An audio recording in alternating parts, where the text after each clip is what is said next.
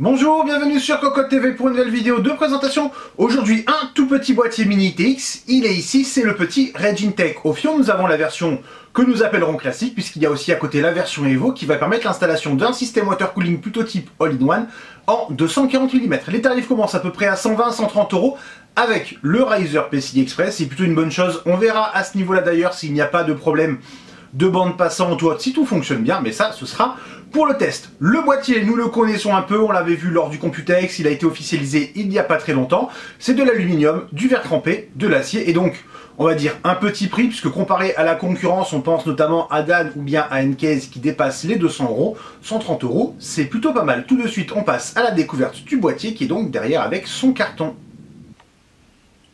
Le boîtier, le voici, il est donc au format mini ITX, nous l'avons dit, c'est un format classique pour un boîtier que nous appellerons de type parpaing avec la carte graphique d'un côté, la carte mère de l'autre, avec un Riser PCI Express entre les deux cartes graphiques. Nous en avons installé une, on a fait déjà une petite photo sur Facebook. En fait, quand on a reçu le boîtier, on voulait voir à peu près la place qu'on aurait à l'intérieur. Du coup, nous avons mis notre ancienne 680 classifiée de chez EVGA, et ça rentre quand même plutôt pas mal. On a encore de la marge en longueur, mais si en hauteur, c'était surtout le but, puisque la carte est quand même assez haute.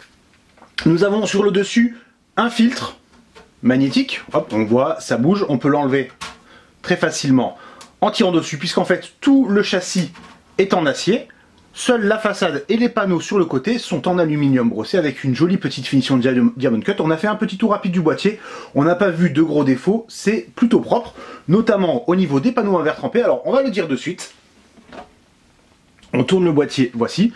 On le voit, il y a un espace. Oui, mais cet espace, on pourra le combler. Au niveau du bundle, c'est très simple. Outre la visserie, les colliers et compagnie, nous avons ceci, des petits patins en mousse en fait, à coller comme sur une plaque à vitraux ou bien une plaque à induction.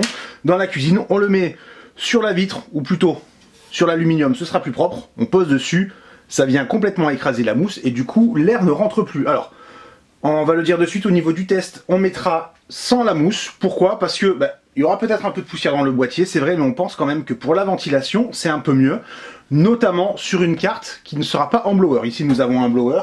Notre deuxième carte est ici, c'est une GTX 480. Nous sommes encore sur du blower. Nous n'avons pas de grosse carte puissante pour du mini ITX avec un système plus, on va dire, classique désormais.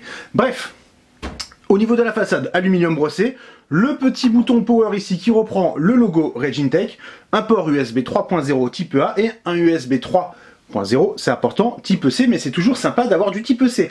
L'ouverture des panneaux se fait de manière très simple, ce sont des vis à main, à gauche comme à droite. Dessous nous avons un autre filtre, l'emplacement pour l'alimentation. Alors ça c'est intéressant, l'alimentation au format ATX, c'est plutôt sympa pour ce type de boîtier. Généralement on est plus sur du SFX, SFXL, des pieds qui sont tout simples, c'est du caoutchouc, rien de plus basique, mais on rappelle le tarif, 120-130 €, il faut bien faire quelques petites concessions à des endroits. Ensuite, on continue à tourner le boîtier, nous avons l'emplacement pour la prise d'alimentation qui est sur une rallonge, bien entendu nos deux équerres PCI qui par défaut sont ajourés de manière, hop, on en attrape une, très classique, il n'y a pas besoin de plus puisque de toute façon on les enlève, et bien entendu énormément d'ouïes un peu partout, il y en avait même dessous pour que le produit reste. Oups. Alors nous avons enlevé le premier panneau, alors c'est toujours la même chose, des vis à main, et le panneau est seulement retenu sur des rondelles en caoutchouc. C'est pas forcément ce qu'on préfère, mais ça tient plutôt bien. Nous avons un petit logo, hop, est-ce qu'on le voit, Regintech tout en bas, c'est discret, honnêtement il n'y a vraiment rien à redire là-dessus.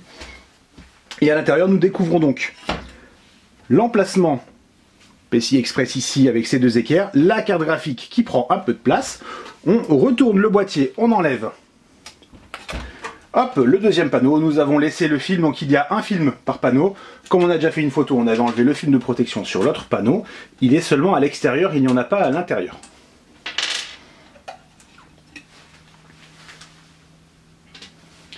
On trouve le Riser PCI Express, hop, ça fait un peu de bruit, on enlève ceci, le petit sachet de bonbons est tombé. Nous avons donc la connexion, bien entendu, port USB 3, donc un type A, un type C, mais un seul connecteur sur header, c'est une très bonne chose, on n'attendait pas moins. Les connexions pour boutons d'alimentation et compagnie. Ensuite, nous avons, hop, l'emplacement pour la carte mère qui est ici. Et on le voit, il y a de nombreuses aérations. Alors, ça va pas être facile. Au niveau de la carte graphique, c'est tout alvéolé, c'est plutôt sympa. Alors on va voir, au niveau de l'installation, on n'a pas encore lu la notice, on n'a pas fait attention d'ailleurs au trou de fixation. Si on va mettre l'alimentation ventilateur vers l'intérieur, pour aspirer un peu d'air chaud de la carte graphique, ou bien vers l'extérieur. On regardera sur la notice ce qu'il conseille. A priori, on partirait quand même peut-être plus ventilateur à l'intérieur, histoire d'alléger la carte graphique. Le tarif, 120 €, une finition qui est plutôt sympa. La ventilation, par contre, sera vraiment basique. En termes refroidissement processeur, nous sommes limités à 90 mm de hauteur, donc on va plus partir sur du stock par exemple. On peut mettre des ventilateurs en haut, mais on sera sur du slim, pareillement en bas. Et du coup, attention à bien choisir les composants. Le test très rapidement, en attendant, on vous souhaite une excellente journée à tous.